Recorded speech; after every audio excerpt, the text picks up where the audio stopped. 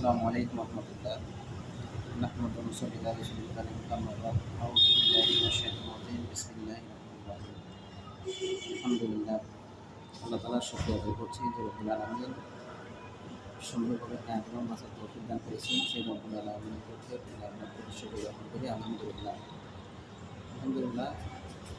আল্লাহ তাআলা আমাদেরকে সুন্দর নিয়ামত এবং এই দুনিয়াতে অপরন্ত রহমত এবং তার নিয়ামত দিয়ে আমাদেরকে সৃষ্টি করছেন।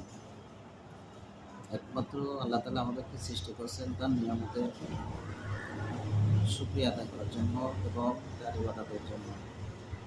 আল্লাহ তাআলা যদি নিয়ামত পেয়ে শুকরিয়া আদায় করে আল্লাহ তাআলা তার বরকত দিয়ে দেন, আল্লাহ তার বরকত দান করে। এবং যদি কেউ নিয়ামত পেয়ে শুকরিয়া না আদায় করে তাহলে আল্লাহ তাআলা তার বরকত ছিনিয়ে নেন। আল্লাহ তাআলা আমাদের জীবনের সর্বশ্রেষ্ঠ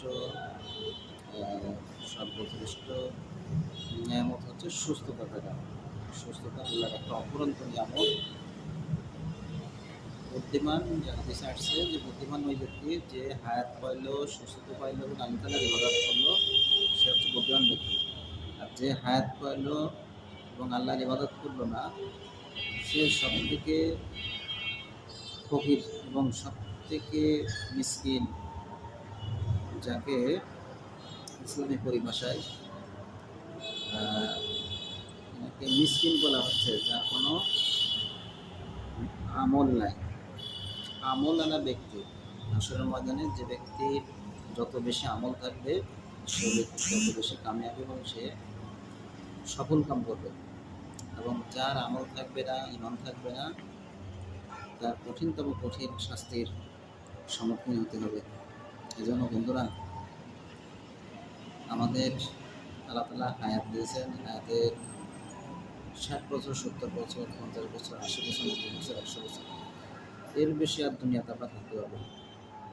আল্লাহর কাছে যেতেই হবে। আমি যদি দুনিয়াতে অনেক সম্পত্তির মালিক থাকি, তবে আমার দুনিয়া ছেড়ে যেতে হবে। আবার আমি যদি ফকির মিসকিন অবস্থায় থাকি, তো আল্লাহর কাছে আমাদেরকে যেতেই হবে।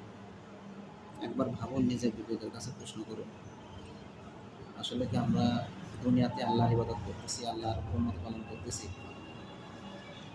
দুনিয়া ছেড়ে চলে যেতেই হবে, এটাই বাস্তব সত্য, এটাই চিরন্তন সত্য। কুল্লি নাফসিন যালিকাতুল মাউত, অর্থাৎ প্রত্যেক প্রাণীর মৃত্যুর স্বাদ গ্রহণ করতে হবে। যার জীবন আছে তার মৃত্যুর স্বাদ গ্রহণ করতেই হবে। পৃথিবীতে